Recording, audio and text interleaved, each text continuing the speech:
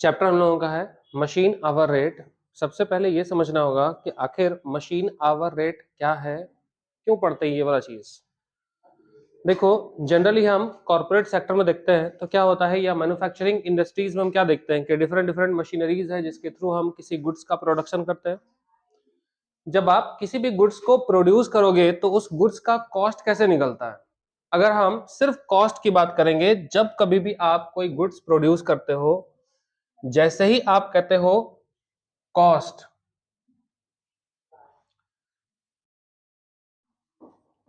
COGS पहले भी पढ़ चुके हैं आप, तो किसी भी प्रॉपर्टी का COGS cost of goods sold कैसे निकाल देते हैं हम। तो अगर हम सोल ट्रेडिंग बिजनेस थे या अगर हम पार्टनरशिप फर्म चला रहे थे, तब मेरे लिए बड़ा आसान था कि सीओजीएस इज इक्वल टू क्या करोगे, ओपनिंग स्टॉक, उसमें परचेस का अमाउंट ऐड कर लोगे प्लस डायरेक्ट एक्सपेंसेस ऐड करोगे और हम उसमें से माइनस कर देंगे क्या, क्लोजिंग स्टॉक। तो is equal to opening stock plus purchase plus direct expenses. Direct expenses का मतलब मैन्युफैक्चरिंग एक्सपेंसेस, ठीक है ना, और माइनस करते थे क्लोजिंग स्टॉक, तो सीओजीएस निकल जाता था। ये कॉस्ट हम कैलकुलेट कर सकते थे, लेकिन कब, अगर हम सोल ट्रेडिंग बिजनेस चला रहे हैं, अगर हम पार्टनरशिप फर्म चला रहे हैं, अगर हमारा ट्रेडिंग बिजनेस है तब। लेकिन जैसे ही हम मैन्युफैक्चरिंग इंडस्ट्रीज में जाते हैं तो इस फॉर्मूला को यूज करके अगर आप चाहोगे कि हम किसी प्रोडक्ट का कॉस्ट निकाल देंगे तो कॉस्ट कैलकुलेशन पॉसिबल नहीं होता, क्योंकि कॉस्ट कैलकुलेट करने के लिए कई सारे डायरेक्ट एक्सपेंसेस, कई सारे इनडायरेक्ट एक्सपेंसेस, मशीनरीज की डेप्रिसिएशन, कई सारे चीजों को हमको कंसीडर अभी करना पड़ता है, जिसको भी हम यहाँ पे कैलकुलेट नहीं कर पाए। देखो, इसके साथ साथ इसके अंदर हमको क्या करना पड़ेगा, अगर आप मशीन चला रहे हो तो मशीन में डेप्रिसिएशन हो रहा होगा, तो मशीन का डेप्रिसिएशन अगर हो रहा है तो डेप्रिसिएशन क्यों हुआ, क्योंकि आपने प्रोडक्शन किया। देखो, फाइनेंशियल अकाउंटिंग और कॉस्ट अकाउंटिंग, इन दोनों का बेस अलग अलग है। जैसे डेप्रिसिएशन, आज तक हम पढ़े डेप्रिसिएशन क्या है, किसी भी फिक्स्ड एसेट्स को अगर आप खरीदोगे, आप उसको यूज करें या ना करें, उस पर डेप्रिसिएशन होता था कि नहीं होता था। क्या हम फिक्स एसेट्स को यूज ज्यादा करेंगे तो डेप्रिसिएशन ज्यादा होगा, कम यूज करेंगे तो कम होगा, और नहीं करेंगे तो डेप्रिसिएशन नहीं होगा, ऐसा है नहीं है। लेकिन कॉस्ट अकाउंटिंग में एकदम बिल्कुल वैसे ही है। कॉस्ट अकाउंटिंग कहता है डेप्रिसिएशन कम होगा अगर हम कम यूज करेंगे, तो किसी प्रॉपर्टी का इस्तेमाल अगर हम ज्यादा करेंगे तो डेप्रिसिएशन उसके अकॉर्डिंग धीरे धीरे करके क्या होगा, ज्यादा होने लगेगा। तो अभी हम आगे चल के पढ़ेंगे इस चैप्टर को। मेहरबानी करके शुरुआत करने से पहले ही हम आपको बोल रहे हैं कि इस चैप्टर को, मशीन आवर रेट को, फाइनेंशियल अकाउंटिंग से कंपेयर मत कीजिएगा। फाइनेंशियल अकाउंटिंग वाला रूल जो है इस कॉस्ट के ऊपर मत लगाइएगा भूल से भी, नहीं तो आप कंफ्यूज हो जाएंगे आगे चल के, जब भी हम इसका फॉर्मेट पढ़ना शुरू करेंगे तब।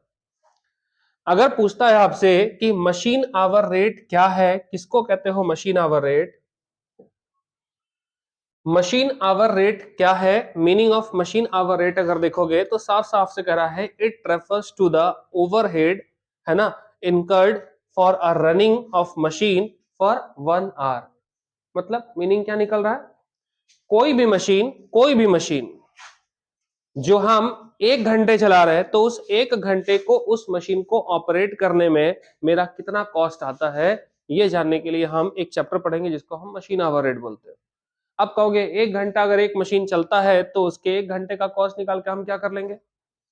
अगर 1 घंटे में एक मशीन 100 यूनिट तैयार करता है, तो इसमें जो खर्चा हुआ उस 100 यूनिट के साथ हम क्या करेंगे, ऐड कर लेंगे, ताकि मेरा कॉस्ट कैलकुलेट हो जाएगा, है ना। अगर कोई एक मशीन, बाबू इंस्टॉलमेंट में अभी तक आइए रहा है सब लोग, क्या बोल रहा है, it refers to the overhead, overhead का मतलब एक्सपेंसेस, अभी आगे चल के देखेंगे।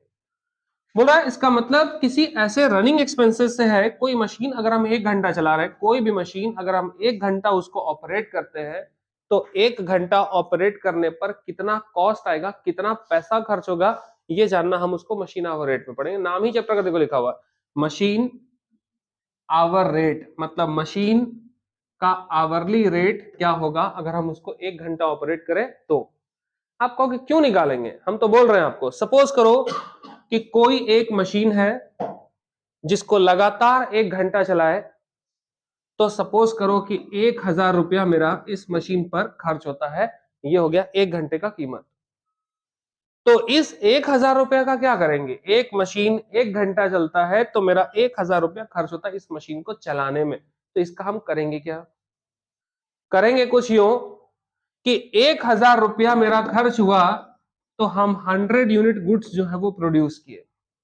इसका मतलब कि ये 1000 रुपया कहीं ना कहीं इस 100 यूनिट गुड्स को प्रोड्यूस करने में ही हुआ। तो आप क्या करोगे कि 1000 रुपया 100 यूनिट के हुआ है, तो 1 यूनिट का प्राइस कितना हुआ, आप उस पर 10 रुपया, यानी 1 यूनिट का जो भी प्राइस होगा उस गुड्स को बनाने में 10 रुपया मशीन का भी पैसा हम क्या करेंगे उसके साथ ऐड कर लेंगे, ताकि हमको टोटल कॉस्ट पर कैलकुलेट हो जाएगा कि टोटल कॉस्ट कितना मेरा खर्च हो गया। तो इस वजह से ना कहीं हम मशीन आवर रेट जो है वो कैलकुलेट करते हैं मोटा मोटी। तो फिर अभी फिलहाल इतना ही ध्यान में रखो, फिर धीरे धीरे करके हम जैसे जैसे आगे बढ़ेंगे फिर सीखते चले जाएंगे।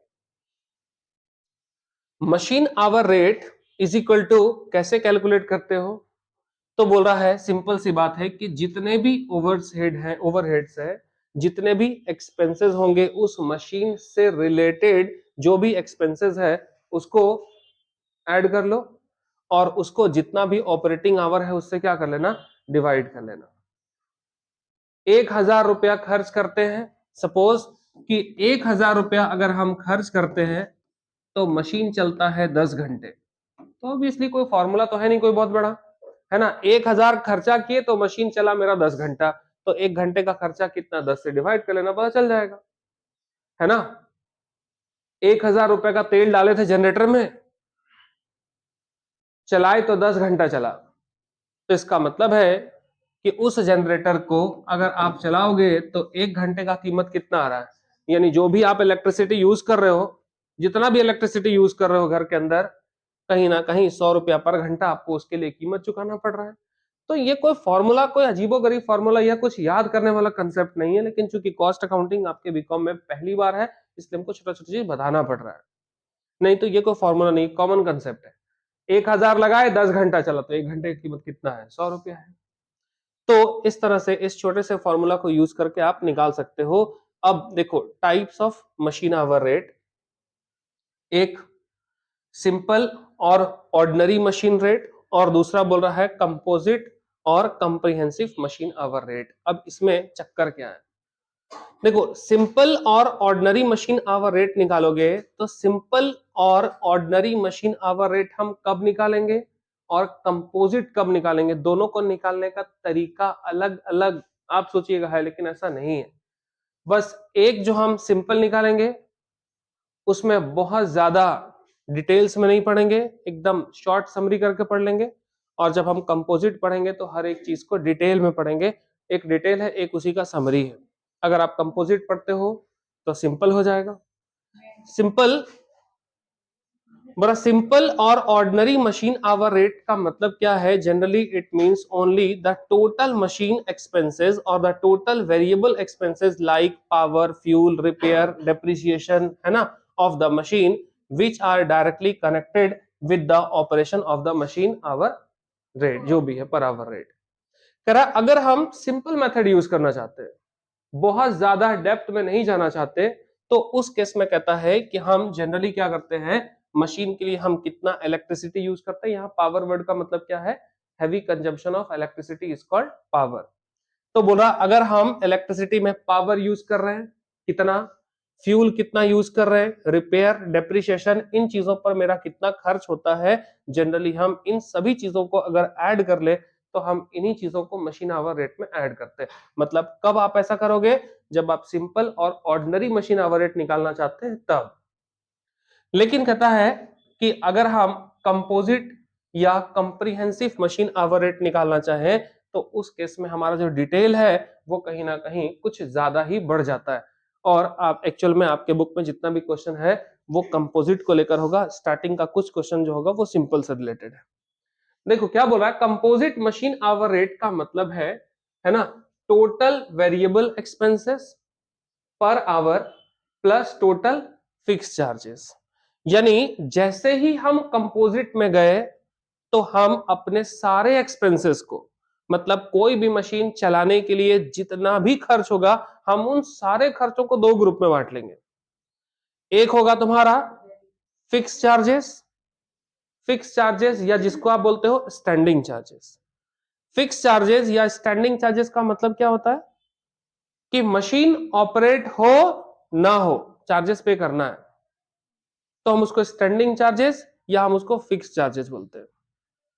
वेरिएबल चार्जेस मतलब क्या होता है कि मशीन ऑपरेट होगा तो पे करना है, ज्यादा ऑपरेट होगा तो ज्यादा पे करना है, और जैसे जैसे उसका ऑपरेशन इंक्रीज करेगा वैसे वैसे एक्सपेंसेस भी क्या होगा, बढ़ता चला जाएगा, बढ़ता चला जाएगा।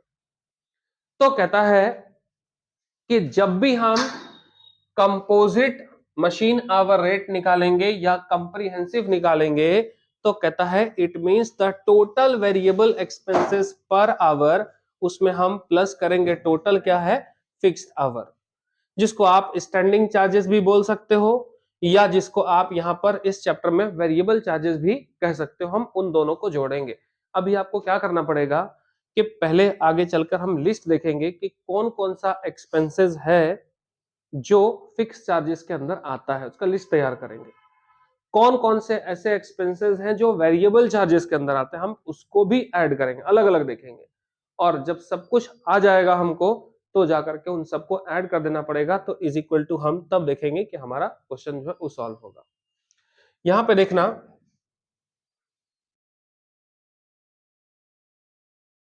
देख रहे हो, कह रहा है डिपार्टमेंट का जो ओवरहेड है हम उसको दो अलग अलग ग्रुप्स में बांट सकते हैं, दो अलग अलग ग्रुप में। एक अभी आपको बोले स्टैंडिंग और फिक्स चार्जेस।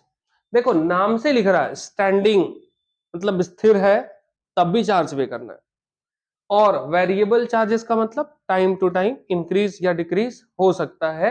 कह रहा जी आपसे कि जो भी डिपार्टमेंट होंगे, जो भी मशीनरीज हम यूज कर रहे हैं, उन मशीनरीज के जितने भी एक्सपेंसेस हैं हम उसको दो अलग अलग ग्रुप में बांट सकते हैं।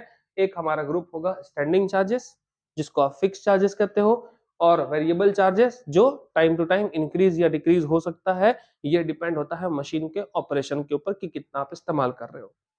यही चीज यहीं पे ध्यान रखिएगा, फाइनेंशियल अकाउंटिंग और कॉस्ट अकाउंटिंग को आपस में मिक्स करने की कोशिश मत कीजिएगा। जितना आप आज तक पढ़े हो सेमेस्टर 5 से पहले, आप जितना भी पढ़े हैं आज तक, कॉस्ट अकाउंटिंग पढ़े हो क्या? तो ऐसा हम नहीं बोले कि सब भूल जाना, भूलना नहीं है, लेकिन फाइनेंशियल अकाउंटिंग से इसको मैच करने की कोशिश मत करना, नहीं तो कंफ्यूजन बढ़ जाएगा। आप बोलोगेगा ये तो ही नहीं था, वो नहीं था, आप पढ़ोगे भी देखना कैसे कंफ्यूजन होता है। इसलिए आपको ध्यान रखना है कॉस्ट अकाउंट के अकॉर्डिंग, यानी हमारे चैप्टर हमारे सिलेबस के अकॉर्डिंग हमको पहले देखना है कि स्टैंडिंग चार्जेस कॉस्ट अकाउंटिंग के अंदर कौन कौन सा एक्सपेंसेस जिसको स्टैंडिंग चार्जेस में रखते हैं, कॉस्ट अकाउंट के अकॉर्डिंग वेरिएबल चार्जेस कौन कौन सा होगा, उसका लिस्ट हमको तैयार करके उसका लिस्ट याद करना पड़ेगा पहले। ठीक है, अगर ये दो लिस्ट याद हो जाए तो तीसरा प्रॉब्लम ये होगा कि अगर कोई चार्ज जो मर्ज करके दिया हुआ, कंबाइंड दिया हुआ है, तो हम उसको बांटेंगे कैसे। जैसे एक रूम है, इस रूम में 3 मशीनरीज है, कोई मशीन बड़ा हो सकता है, कोई मशीन छोटा हो सकता है। तो एक रूम मान लीजिए रेंट है 5,000 का है, एक रूम 5,000 रुपए जिसका रेंट पे करते हैं, और उस रूम में 3 मशीनरीज रखा हुआ है। तो जो रूम का रेंट है वो कितनी मशीन का खर्चा है, एक का है, 3 का है। तो कहीं ना कहीं रूम का किराया अब हमको बांटना पड़ेगा। तो रूम का किराया बांटेंगे कैसे, बिजली बिल आता है, एक्सपेंसेस है ना। अब वो स्टैंडिंग है या वेरिएबल है वो मैटर नहीं करता। अभी हम आपको प्रॉब्लम बता रहे चैप्टर का कि क्या क्या होने वाला है। पहला प्रॉब्लम क्या बोले, स्टैंडिंग के अंदर कौन कौन सा एक्सपेंसेस है, वेरिएबल के अंदर कौन कौन सा एक्सपेंसेस है, उसको याद करना पड़ेगा सबका लिस्ट। कुछ ऐसे एक्सपेंसेस होंगे जब हम इसका लिस्ट याद कर लेंगे तो तीसरा प्रॉब्लम, पहला प्रॉब्लम, दूसरा और तीसरा, कि उसको एलोकेट कैसे करना, उसका एलोकेशन कैसे होगा। जैसे अभी आपको क्या बोले, इलेक्ट्रिसिटी बिल, क्या जितना मशीन, सबका मीटर अलग अलग होगा, सबका कनेक्शन अलग अलग लेंगे इलेक्ट्रिसिटी डिपार्टमेंट से। किसी फैक्ट्री के अंदर 10 मशीन है, तो क्या हम बिजली मीटर 10 तो ले ले, तो कनेक्शन और बिजली बिल, इलेक्ट्रिसिटी बिल तो एक आता होगा। लेकिन एक मीटर में सारी मशीनरीज का बिल आता है, तो एक पर्टिकुलर दो दूसरे तीसरे मशीन का बिल कितना आएगा वो पे करना होगा। तो कुछ ऐसे एक्सपेंसेस हैं जो कहीं ना कहीं आप क्वेश्चन में देखोगे कि कंबाइंड होकर आता है, मर्ज हो जाता है, और कुछ एक्सपेंसेस है जो ऑलरेडी अलग अलग होगा। तो जो एक्सपेंसेस अलग अलग है उसमें तो दिक्कत ही नहीं है, लेकिन जो एक्सपेंसेस हमारे साथ मर्ज हो गया, मिक्स है, उसको कैसे अलग करना है और किस रेशियो में बांटना है, उसका रेशियो याद करना पड़ेगा। समझ रहे हैं इस चैप्टर का दुख दुविधा? पहला काम, स्टैंडिंग चार्जेस क्या है, उसके अंदर कौन कौन सा लिस्ट है, कौन कौन सा नाम है। वेरिएबल चार्जेस कौन कौन सा है, उसके अंदर कौन कौन से एक्सपेंसेस हैं। और जब दोनों याद कर लो तो ठीक, और अगर मर्ज हो जाए दोनों तो उस केस में उसका एलोकेशन किस रेशियो में होगा, कौन से रेशियो में उसको बांटोगे, फिर आपको वो चीज पढ़ना पड़ेगा यहां पर। तो स्टैंडिंग और वेरिएबल तो समझ में आ रहा है। स्टैंडिंग चार्जेस और फिक्स चार्जेस को यहाँ पे एक्सप्लेन किया गया, हम ऑलरेडी बता चुके हैं, तो फिर लिख करके टाइम खराब करने से कोई फायदा नहीं है।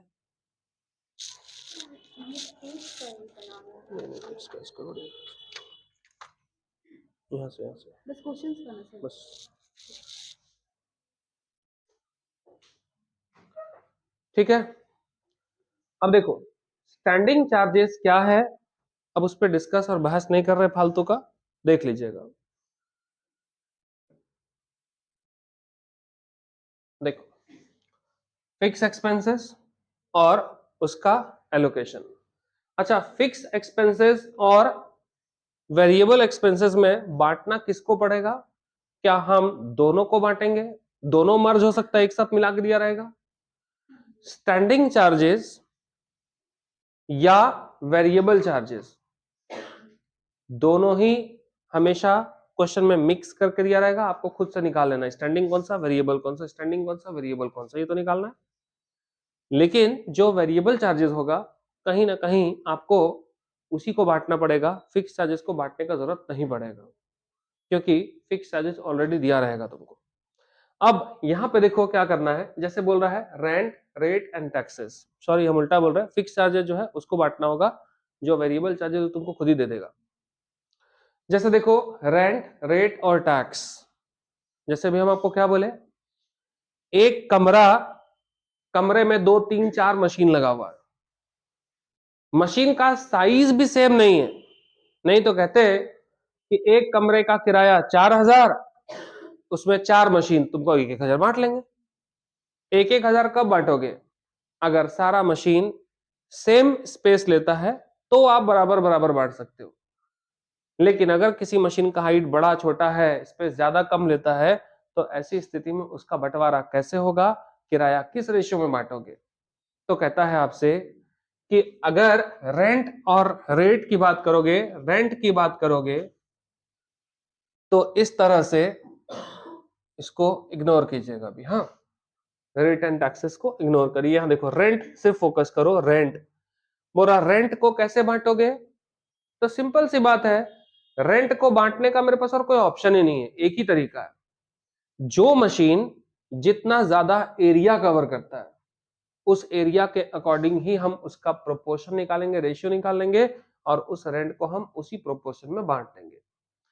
अगर ये एक कमरा है, अगर ये एक कमरा है, मान लीजिए एक 1/3 एरिया लेता है तो दूसरा कितना लेगा, 2/3 लेगा। तो जो भी किराया आप पे कर रहे हो उसको क्या कीजिएगा, 1/3 और 2/3 में डिवाइड कर लेना। अगर कोई और हो, छोटा छोटा जगह है और कोई बड़ा जगह है, तो जो भी इसका रेशियो आएगा उस रेशियो को क्या कीजिएगा, बांट लीजिएगा। सर रेशियो कैसे निकालेंगे, मेरे पास कमरा और फीता तो नहीं होगा। तो ऑब्वियसली मालिक, जब आपको रेंट दिया हुआ है और रेंट मिक्स करके दिया हुआ है तो रेशियो कहीं ना कहीं दिया हुआ होगा। ऐसा थोड़ी तुमको कमरा देगा, कमरा का साइज देगा, फीता पकड़ा देगा, बैठ के बांटो।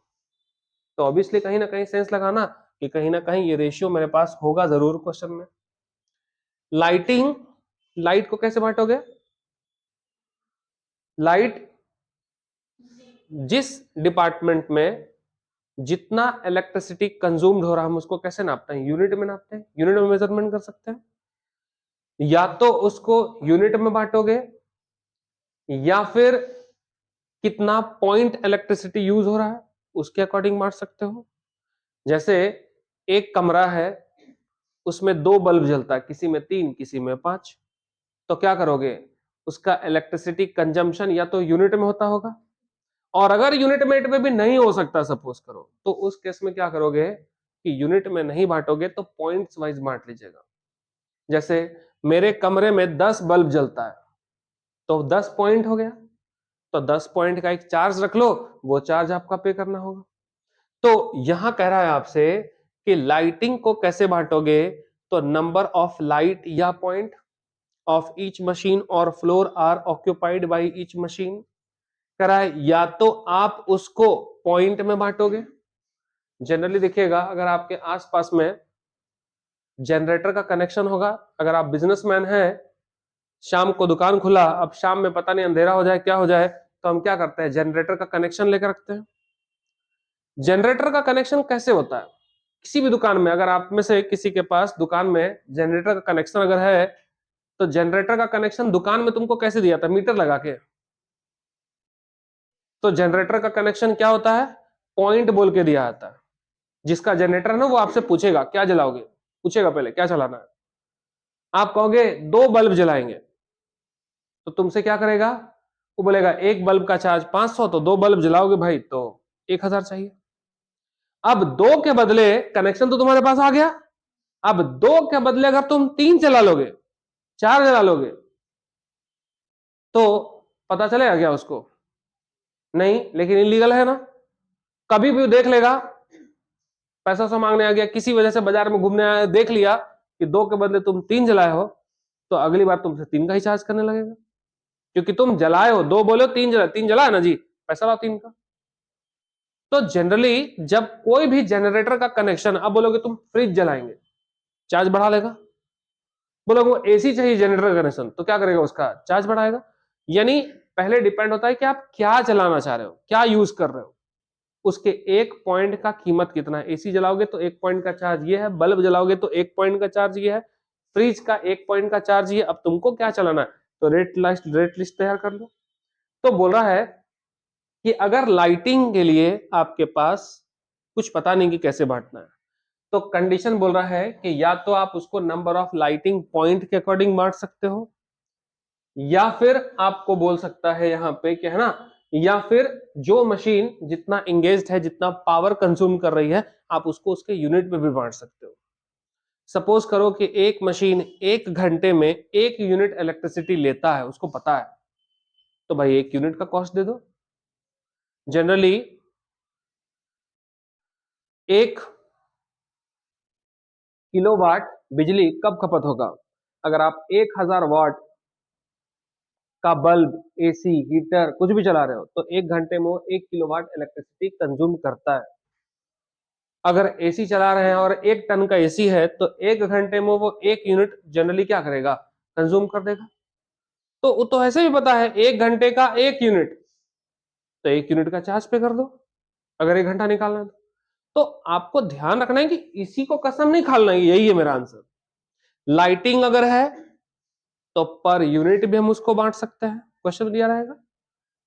अब 1 यूनिट का प्राइस नहीं पता आपको, तो उस केस में 1 घंटे में कितना यूनिट कंज्यूम्ड करता है पावर, उसका रेट लिखा रहेगा, तो उसके अकॉर्डिंग हम मल्टीप्लाई करके निकाल लेंगे, तो वो क्वेश्चन पे डिपेंड होगा।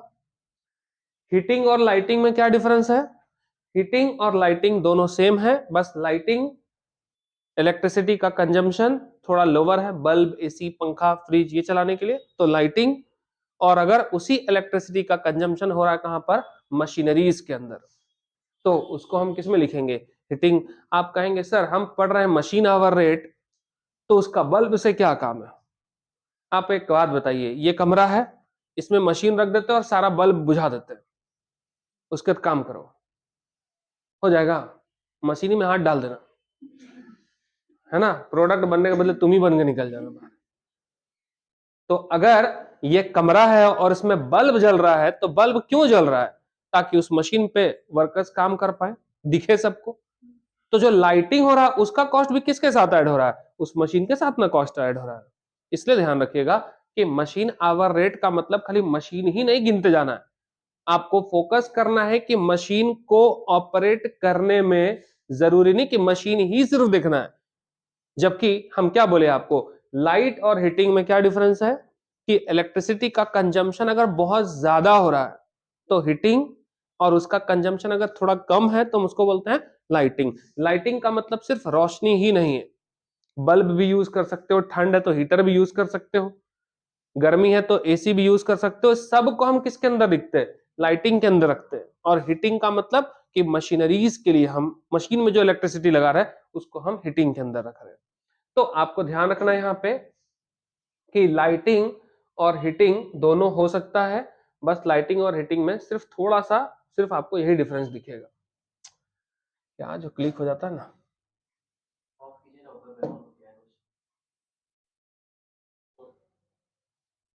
देखो इसका मतलब समझ गए। अब हीटिंग को बोल रहा है कैसे बांटोगे, तो फ्लोर के हिसाब से बांट देना, floor area occupied of each machine, कौन सा मशीन कितना एरिया लेता है उसके हिसाब से बांट सकते हो। या फिर अगर क्वेश्चन में अगर आपको दिया हुआ है टेक्निकली कि कौन सा मशीन कितना पावर कंज्यूम्ड करता है, अगर लिखा हुआ है तो हमको पावर कंजम्पशन के हिसाब चलना होगा। क्यों? क्योंकि कुछ छोटा मशीन होता है जो हैवी इलेक्ट्रिसिटी कंज्यूम करता है, कुछ बड़ा मशीन होता है लेकिन उसका कंजम्पशन इलेक्ट्रिसिटी का कम होता है। तो ऐसी स्थिति में हम एरिया नहीं देख सकते।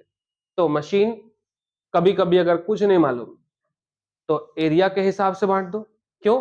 क्योंकि जो मशीन जनरली बड़ा होगा वो इलेक्ट्रिसिटी कंज्यूम ज्यादा करता है, और जो छोटा होगा उसका कंजम्पशन क्या होता है, कम होता है इन जनरल। हालांकि ऐसा हर बार नहीं हो सकता, कभी कभी ऐसा होता है छोटा मशीन भी होगा तो छोटा पैकेट बड़ा धमाका हो सकता है। तो वो चीज क्वेश्चन पे सेंस करेगा कि क्वेश्चन में कैसे निकालना है। लेकिन आपको ध्यान रखना है कि जनरली कुछ पता नहीं है अगर आपको, तो हम यही मान के चलते हैं कि जो मशीन दिखने में बड़ा है उसका कंजम्पशन ज्यादा है, जो छोटा है उसका कंजम्पशन कम है। तो ऐसी स्थिति में उसको उसके एरिया के हिसाब से बांट करके उसको डिवाइड कर लीजिएगा। इसी तरह से सुपरविजन चार्जेस है। सुपरविजन चार्जेस क्या है, एक स्टाफ आपने रखा, 5 मशीन है, पांचों पे सारे वर्कर्स काम कर रहे हैं, सबको पता है कि मेरा रोल क्या है, मेरा काम क्या है। सुपरविजन करने के लिए क्या हर मशीन में अलग अलग लोग रहेंगे? सुपरवाइज करने के लिए एक सुपरवाइजर एक से ज्यादा मशीन को सुपरविजन कर सकता है ना? इस कमरे में 5 मशीन लगा हुआ है, पांचों मशीन पे ऑपरेट करने के लिए मशीन मैन अलग अलग है, वर्कर्स लगे हुए हैं। अब एक सुपरवाइजर रख दो। सुपरवाइजर का काम क्या है, मशीन नंबर 1 में गए, देख लिए ठीक ठाक काम हो रहा है कि नहीं हो रहा, 2 3 4 सब में देख लिए। किसी मशीन में, इन पांचों में से किसी भी मशीन में अगर कोई फॉल्ट है, कोई प्रॉब्लम हो गया, कोई इश्यू हो गया, तो सुपरवाइजर उसको क्या करेगा, देखेगा। रिपेयरिंग का जरूरत है तो रिपेयर करेगा, टेक्निकल सपोर्ट को टेक्निकल सपोर्ट देगा। इट में भी लगता है उसको कि नहीं मेरे से नहीं बन पाएगा, तो उस स्थिति में फिर जो सपोर्ट है वो कहीं ना कहीं बाहर से मैकेनिक से लेगा। लेकिन एक एक सुपरवाइजर एक मशीन के लिए नहीं होता है, क्योंकि आप ही सोचो ना, आप सब लोग काम कर रहे हैं, हम मेरा काम है देखना, तो क्या हम चेयर लगा ले बैठे तुमको देखते रहे, उसका सैलरी देगा कंपनी तुमको? तो कहीं ना कहीं एक से ज्यादा मशीनों को ऑपरेट करने के लिए, सुपरवाइज करने के लिए एक ही स्टाफ रख दिया जाता है। आप किसी एक सुपरवाइजर को रखे, उसका तनख्वाह दे रहे हो आप 10,000, काम कितनी मशीन के लिए कर रहा है वो, 5 मशीनों के लिए कर रहा है, तो एक मशीन का ना कॉस्ट निकाल रहे हो, तो एक मशीन का कॉस्ट कितना हो जाएगा, 2,000 हो जाएगा। क्योंकि 5 मशीन का 10,000, तो एक मशीन का कितना दे रहे हो आप, 2,000, यानी इस पर्टिकुलर मशीन का कॉस्ट कितना दे रहे हो, 2,000 दे रहे हो ना। तो सुपरवाइजन चार्जेस क्या करोगे आप, डिवाइड करके निकालोगे कि कितनी मशीन में वो समय दे रहा है। अगर 10,000 में वो 2 ही मशीन देख रहा है तो एक मशीन का सुपरविजन चार्ज क्या होगा, बढ़ जाएगा, 5,000 हो जाएगा। तो इसलिए बोल रहा है कि सुपरवाइजर का चार्जेस या उसका चार्जेस क्या होगा, तो बोल रहा भाई जी को टाइम कितना डिवोट करता है वो स्टाफ का, यानी एक मशीन इस पे मेरा टाइम कितना जाता है, दूसरी मशीन पे टाइम मेरा कितना खर्च हो रहा है। यानी एक सुपरवाइजर अगर आपने अपॉइंट किया तो जनरली उसका टाइम कितना होता है, वर्किंग आवर सुपरवाइजर का कितना होता है, जनरली जॉब का टाइमिंग क्या है, 8 घंटा।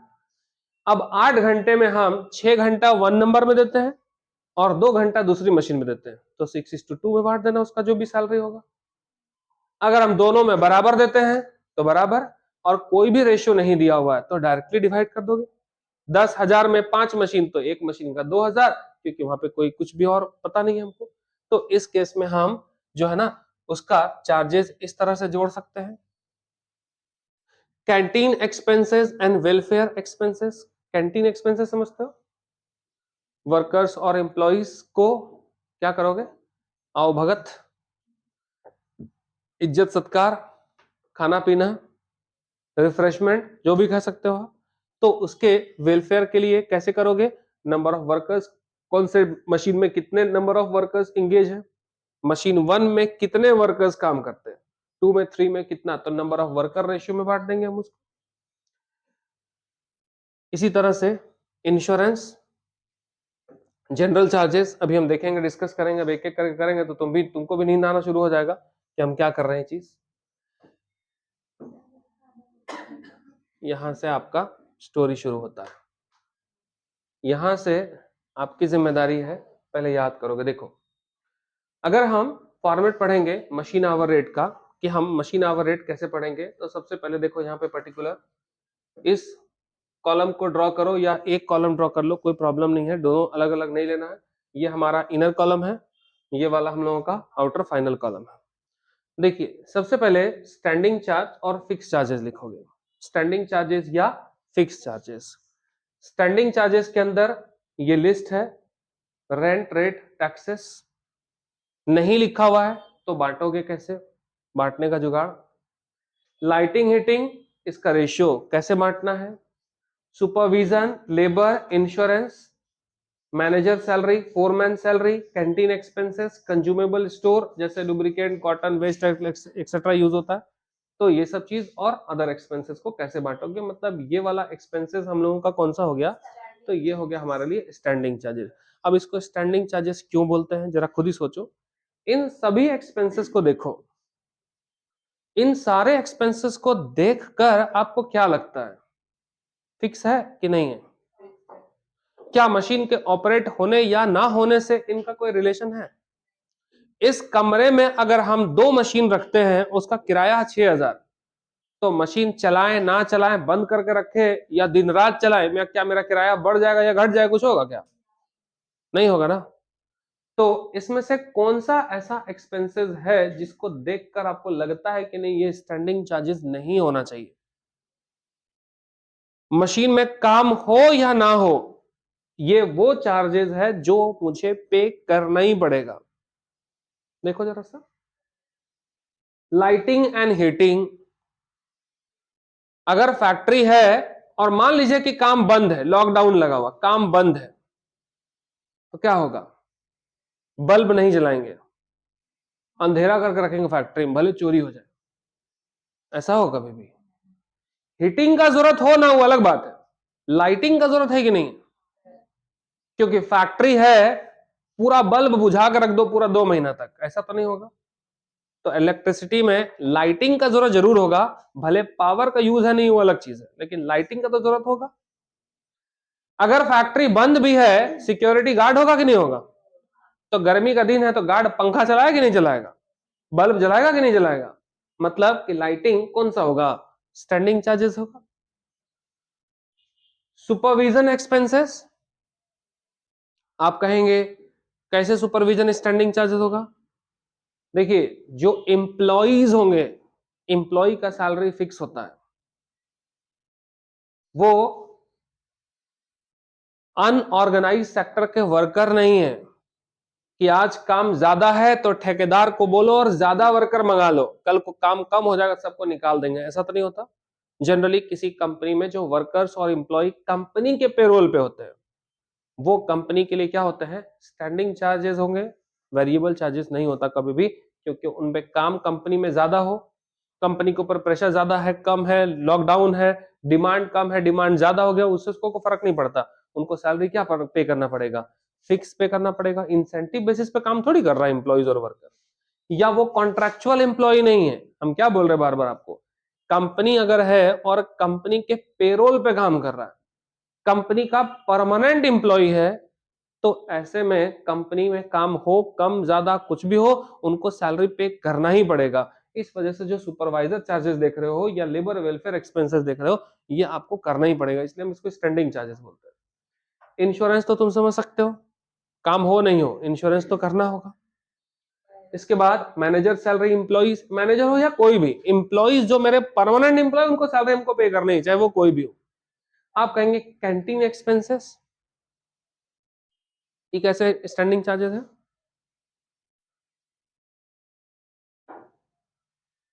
स्टैंडिंग है कि वेरिएबल है?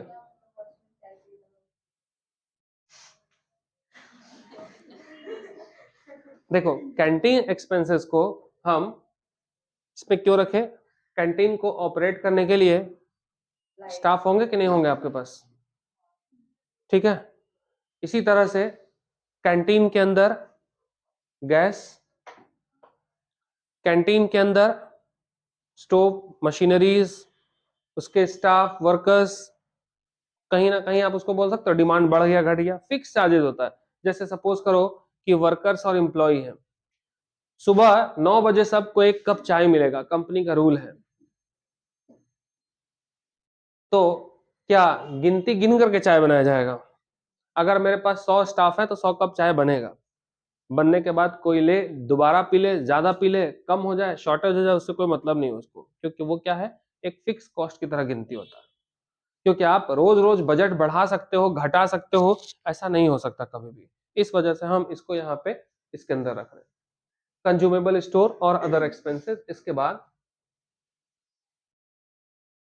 अब यहाँ पे थोड़ा देखना, स्टैंडिंग चार्जेस निकालने के लिए अलग अलग फॉर्मूला है। डेप्रिसिएशन चैप्टर पढ़े थे क्या? डेप्रिसिएशन को किस में रखोगे? फिक्स कि वेरिएबल? कॉस्ट अकाउंटिंग के अंदर डेप्रिसिएशन का जब आप फॉर्मेट देखेंगे तो डेप्रिसिएशन चैप्टर आपको दोनों जगह देखने के लिए मिलेगा, स्टैंडिंग चार्जेस भी मिलेगा और वेरिएबल चार्जेस में भी मिलेगा। तो कौन सा वाला डेप्रिसिएशन कहाँ जाएगा? जैसे मशीन आवर रेट में मशीन अगर निकाल रहे हैं, मशीन पर डेप्रिसिएशन है, तो मशीन पर डेप्रिसिएशन कहाँ जाएगा? फिक्स्ड। और अगर मान लीजिए कैंटीन है, उसके अंदर यूटेंसिल्स है, तो उस पर डेप्रिसिएशन कहाँ लिखोगे? हाँ, अच्छा अच्छा, चलो एक काम करते हैं, तुमको फॉर्मेट दिखाते हैं। इसमें डेप्रिसिएशन किसमें दिख रहा है? देख रहे हो? स्टैंडिंग चार्ज नहीं, यहाँ देखो, मशीन एक्सपेंसेस और वेरिएबल एक्सपेंसेस दिख रहा है? बोल रहा है डेप्रिसिएशन निकालेंगे कैसे, छोड़ दो, निकालना कैसे, क्या करना नहीं करना वो बात की बात है। डेप्रिसिएशन आपको किसके अंदर दिख रहा है? जबकि आज तक याद कीजिए फाइनेंशियल अकाउंटिंग में, इसीलिए तो बोले कि अभी कंफ्यूजन नहीं हो रहा होगा। डेप्रिसिएशन चैप्टर क्लास 11 में भी पढ़े आप, हम पढ़ते थे कि देखो असेट्स दो तरह का होता था, current non current. Non current assets दो तरह का होता था, टेंजेबल और इनटेंजेबल। इनटेंजेबल असेट्स का वैल्यू कम होता था, उसको बोलते थे राइट ऑफ होना, तो उसको डेप्रिसिएशन नहीं बोलते थे, राइट ऑफ बोलते थे उसको, या एमोर्टाइजेशन बोलते थे। लेकिन अगर टेंजेबल असेट्स है और उसका वैल्यू घट गया तो उसको क्या बोलते थे? डेप्रिसिएशन। अब नया नया मोटरसाइकिल खरीद कर लाए, एकदम नया चमचमाता वो मोटरसाइकिल खरीद कर लाए, घर में रख दिए, घर में डांट पड़ा, जाके वापस कर दिए, तो क्या तुमसे डेप्रिसिएशन नहीं लगेगा? अब लगेगा, माइनस हो गया। लेकिन यहाँ पे क्या बोल रहा है, किसके अंदर है? मतलब तुमको अजीब नहीं लग रहा देख के? मतलब मशीन यूज नहीं करोगे, डेप्रिसिएशन बोलता नहीं लगेगा। क्यों बोल रहा है वो? डेप्रिसिएशन ज्यादा यूज करोगे ज्यादा लगेगा, कम यूज करोगे कम लगेगा। क्यों लगाया गया ऐसा? देखिए फाइनेंशियल अकाउंटिंग के अकॉर्डिंग अगर आप पढ़ेंगे डेप्रिसिएशन, तो डेप्रिसिएशन होता है हमेशा फिक्स चार्जेस, स्टैंडिंग चार्जेस। लेकिन कॉस्ट अकाउंटिंग अगर देखोगे तो कॉस्ट अकाउंटिंग उसको क्या मानता है? वेरिएबल चार्जेस मानता है। उसका यूज क्यों है, क्यों क्यों किया गया ऐसा? किसी मशीन को अगर हम दिन रात ओवर टाइम में यूज कर रहे हैं, मान लीजिए कंपनी ने अभी नया नया फैक्ट्री शुरू किया और उसके पास मार्केट में डिमांड बहुत ज्यादा है, हद से ज्यादा है, तो क्या करेगा? सारे वर्कर्स का ओवर टाइम लगाएगा। कुछ जगह पे डबल शिफ्ट में काम होता है, कुछ जगह ट्रिपल शिफ्ट में काम होता है, तो ऐसे में मशीन का इस्तेमाल क्या हो रहा है? बहुत ज्यादा हो रहा है, हद से ज्यादा हो रहा है। अब ऐसे में डेप्रिसिएशन इज इक्वल टू, आप फिक्स चार्ज की तरह चार्ज करोगे तो मशीन का लाइफ क्या होगा? कम हो जाएगा बहुत ज्यादा। देखो लैंड पर डेप्रिसिएशन नहीं लगाया जाता, क्यों नहीं लगाया जाता? सोचो जरा, उसका रीजन क्या है? क्योंकि उसका एस्टिमेटेड लाइफ ही नहीं होता। तो अगर आपसे पूछा जाए कि डेप्रिसिएशन लैंड पर क्यों नहीं लगता, क्योंकि अनुमान ही नहीं लगा सकते तुम कितना साल चलेगा। कोई एक्सपेक्टेशन 10 साल, 20 साल, 50 साल, 100 साल, 1 लाख साल, 1 करोड़ साल, कोई एक्सपेक्टेशन है एग्जैक्ट? तो जब उसका लाइफ ही नहीं है, एक्सपेक्टेड ही नहीं कितना दिन चलेगा, तो हम उस पर डेप्रिसिएशन नहीं लगाते। मोबाइल फोन खरीदे, सोचे थे 5 साल चलेगा, मतलब इसका लाइफ कितना है 5 साल। 5 साल इज इक्वल टू मोबाइल का कॉस्ट खत्म। लेकिन अगर हम इसी मोबाइल फोन को दिन रात चला रहे हैं, तो कहीं ना कहीं इसका बैटरी जल्दी खराब होगा, इसका रैम रोम जल्दी डैमेज होगा, तो ऐसे में कहीं ना कहीं इसका लाइफ ही क्या हो जाएगा, घट जाएगा। और जब लाइफ घट जाएगा तो ऑब्वियसली डेप्रिसिएशन क्या करना पड़ेगा, ज्यादा चार्ज करना पड़ेगा। तो कॉस्ट अकाउंटिंग क्या करता है, कॉस्ट अकाउंटिंग का ख्याल किसी एक कंपनी को ध्यान में नहीं रखकर नहीं होता है। कुछ ऐसी कंपनी है जो एक शिफ्ट में काम करती है, कुछ ऐसी भी कंपनी है जहां डबल शिफ्ट में काम होता है, और कुछ ऐसी कंपनी है जहां चारों शिफ्ट में काम होता है, तीनों शिफ्ट में काम होता है। तो जो कंपनी सिर्फ एक सिंगल शिफ्ट में काम करती है उस पर डेप्रिसिएशन कम होगा, क्योंकि मशीन का यूज सिर्फ 8 घंटे हो रहा है। कोई डबल शिफ्ट में काम कर रहा है तो मशीन का यूज क्या हो रहा है, 16 घंटे हो रहा है। तो जो 8 घंटे वाली कंपनी और जो 16 घंटे वाली कंपनी है उसका एस्टिमेटेड लाइफ आधा हो जाएगा। सिंगल सिंगल एक टाइम में काम होता है, 10 साल चलेगा। लेकिन डबल शिफ्ट में काम कर रहे हो तो उस मशीन का लाइफ डायरेक्ट क्या हो जाएगा, आधा हो जाएगा कि नहीं हो जाएगा। तो ऐसे में डेप्रिसिएशन जो होता है, इस वजह से कॉस्ट अकाउंटिंग को देखोगे, ख्याल रखोगे, तो डेप्रिसिएशन को मानते हैं क्या है, वेरिएबल चार्जेस के अंदर रखते हैं।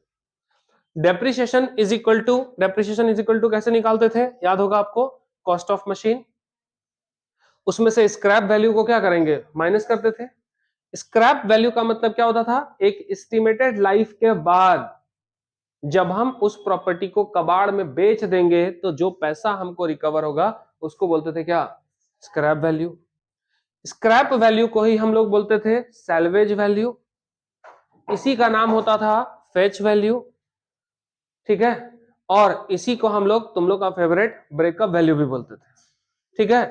तो scrap value, salvage value, fetch value, breakup value, जो कह दो सब एक ही चीज है, जो मिल जाए क्वेश्चन में तुम्हारे। तो कॉस्ट में से स्क्रैप वैल्यू को माइनस करेंगे और उसको डिवाइड किससे करोगे, एस्टिमेटेड लाइफ से उसको डिवाइड करोगे। तो ध्यान रखना यहां पे क्या लिखा हुआ, total working life of machine, लेकिन कैसे लिखना है, आवर में लिखना है। पहले हम जब क्लास 11 पढ़ते थे तो cost of machine minus scrap value और डिवाइडेड बाय क्या करते थे, एस्टिमेटेड लाइफ, कौन सा, ईयर में डिवाइड करते थे। अब आपको यहां ध्यान रखना है, ईयर में डिवाइड नहीं करना है, आवर में डिवाइड करना है। क्यों, क्योंकि 1 घंटे का ना कॉस्ट निकालना है आपको, इसलिए आवरली निकालोगे। अब आवरली कैसे निकलेगा, एक साल में कितना दिन, 365 दिन। अगर एक शिफ्ट में काम होता है तो मल्टीप्लाई बाई 8 करोगे, 24 ने मल्टीप्लाई बाई 8 करोगे, क्योंकि एक दिन में तो 8 ही घंटा काम होता है। अब उसमें भी याद रखिएगा प्रॉब्लम क्या आएगा कि संडे ऑफ होता है, तो सबसे पहले 365 में संडे वाला दिन क्या करना होगा, माइनस करना होगा। क्वेश्चन में लिखा रहेगा कि कुछ कुछ कंपनी में लिखा रहेगा कि संडे ऑफ होता है और सैटरडे हाफ डे होता है, ऐसा भी लिखा रहेगा। तो आपको क्या करना पड़ेगा, हाफ डे का मतलब 4 घंटा, बहुत कंफ्यूजन होगा इसमें, समझ रहे बात। यानी पूरा एक साल, ये डेप्रिसिएशन का पंगा है, सिर्फ 365 दिन, 365 डेज। बोलेगा संडे होता है उसमें, तो संडे जनरली 52 होता है, माइनस करोगे। बोलेगा किसी कंपनी में सैटरडे भी ऑफ होता है, या सपोज करिए आपसे कह दिया कि सैटरडे ऑफ नहीं होता, हाफ डे होता है, तो तुमको क्या करना पड़ेगा कि सैटरडे वाला भी माइनस कर देना पड़ेगा। तो पता चलेगा कि देखो ये फुल ऑफ, ये हाफ ऑफ, लेकिन फुल डे वर्किंग कितना हुआ था। तो इसमें से इन दोनों को माइनस करोगे तो फुल वर्किंग डे पता चल जाएगा। इसको मल्टीप्लाई किससे कर दोगे, 8 से, तो 8 घंटा कितना दिन काम हुआ पता चल जाएगा। और सैटरडे कितना दिन हुआ था, 52 दिन, तो उसमें कितना काम हुआ होगा, हाफ डे काम होगा, मतलब 4-4 घंटा काम हुआ होगा। तो इज इक्वल टू निकालोगे, तब जाके तुम्हारा निकलेगा वर्किंग आवर की काम कितना हुआ था। तो प्रॉब्लम इस तरह के होगा, ठीक है, क्योंकि 1 घंटा आपको चाहिए यहां पर मशीन आवर रेट, चाहे मशीन आवर रेट, देखो चैप्टर का नाम ही मशीन आवर रेट, मतलब एक घंटे का कॉस्ट कितना है, एक साल, एक महीना, जिंदगी भर का नहीं चाहिए, एक घंटे का चाहिए। इसी तरह से रिपेयर एंड मेंटेनेंस का भी कुछ एक्सपेंसेस है। पावर कितना यूनिट कंज्यूम्ड हुआ, तो सिंपल सा बात है कि एक यूनिट का जो भी होगा और जितना यूनिट मीटर उठा है उसको मल्टीप्लाई कर लोगे। स्टीम वाटर जो उसका कंस्ट्रक्शन होगा, सॉरी इंस्ट्रक्शन दिया हो क्वेश्चन में, उसके अकॉर्डिंग चलोगे आप। तो कुल मिलाकर के देखो इतना कुछ है जो इस मशीन आवर रेट का थ्योरी है, जो कंसेप्ट तुमको बताता है। यानी इस पूरे चैप्टर में आपको क्या क्या सीखने के लिए मिला, तो देखो सबसे पहले आज वाले क्लास में पहले याद कर लीजिए क्या क्या सीखे। सबसे पहला चीज तो मशीन आवर रेट क्या होता है, किसी मशीन को एक घंटे अगर हम ऑपरेट करते हैं तो डायरेक्टली और इनडायरेक्टली जितने भी एक्सपेंसेस आप उसके अंदर लिखते हो उन सब को हम लिखेंगे इस चैप्टर के अंदर, और ये जोड़ने की कोशिश करेंगे, ये निकालने की कोशिश करेंगे कि एक घंटा एक मशीन को अगर हम ऑपरेट करते हैं तो उसको ऑपरेट करने में मेरा कॉस्ट कितना आता है, खर्च कितना लगता है। इन सभी खर्चों को हम दो ग्रुप में ऐड किए, एक स्टैंडिंग चार्जेस, दूसरा वेरिएबल चार्जेस है। स्टैंडिंग चार्जेस के अंदर कौन कौन सा एक्सपेंसेस हम आपको ग्रुप में सेंड कर देंगे कि स्टैंडिंग चार्जेस के अंदर कौन कौन से एक्सपेंसेस होते हैं, पहले तो लिस्ट याद करोगे। वेरिएबल चार्जेस के अंदर कौन कौन सा एक्सपेंस है उसका लिस्ट याद करोगे। याद करने के बाद जैसे ही आपको याद हो गया कि हाँ कौन कौन सा एक्सपेंसेस है, तो फिर किस एक्सपेंसेस को किस तरह से बांटा जा सकता है, अगर वो कंबाइंड रहे तो उसका नाम याद कर लेना है, कैसे बांटोगे। इसके बाद जो भी रूल्स है डेप्रिसिएशन निकालने के लिए, मशीन आवर रेट नहीं है तो ये क्वेश्चंस के साथ आएगा तो सीखेंगे, अभी टाइम बर्बाद करने से कोई फायदा है नहीं। तो इतना काम आपको करके आना है, ग्रुप में हम सेंड कर देंगे, वहां से देख के नोट करके आइएगा, ठीक है।